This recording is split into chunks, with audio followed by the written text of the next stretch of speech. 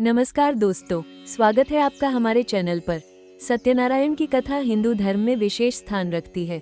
इसे सत्य और धर्म की स्थापना के लिए भगवान विष्णु के स्वरूप सत्यनारायण की महिमा को उजागर करने वाला बताया गया है। विशेष रूप से कलयुग में, जहां अधर्म, पाप और असत्य का बोलबाला है, सत्यनारायण कथा का महत्व और भी अधिक बढ़ जाता है।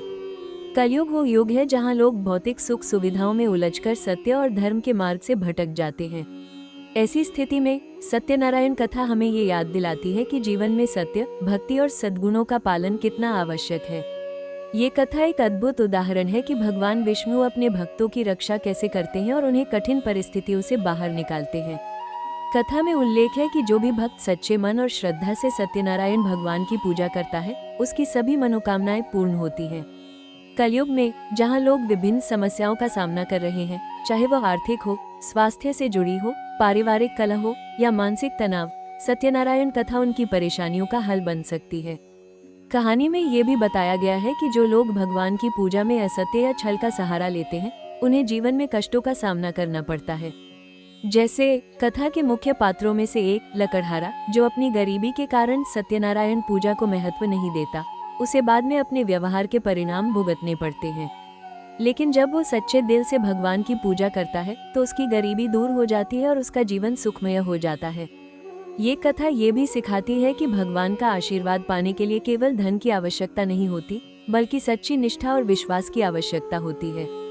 कलयुग में, जहाँ धन और भौतिक सुखों को ही सबसे महत्वपूर्ण माना जाता है, सत्यनारायण कथा ये संदेश देती है कि सच्चा सुख और शांति केवल भगवान की भक्ति में है। सत्यनारायण की कथा का महत्व सामूहिक पूजा और सामंजस्य में भी छिपा है। इस कथा को अक्सर परिवार और मित्रों के साथ मिलकर पढ़ा जाता है। यह न केवल धार्मिक भावना को प्रोत्साहित करता है, बल्कि परिवार में एकता और सामंजस्य भी बढ़ाता है। कथा के अंत में ये संदेश मिलता है कि सच्चाई और ईमानदारी का पालन करने वाले व्यक्ति को भगवान का आशीर्वाद अवश्य मिलता है।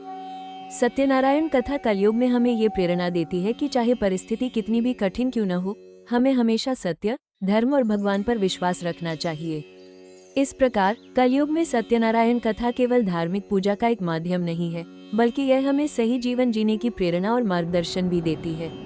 अगर आपको ये कहानी पसंद आई हो तो इस वीडियो को लाइक और शेयर करना न भूलें।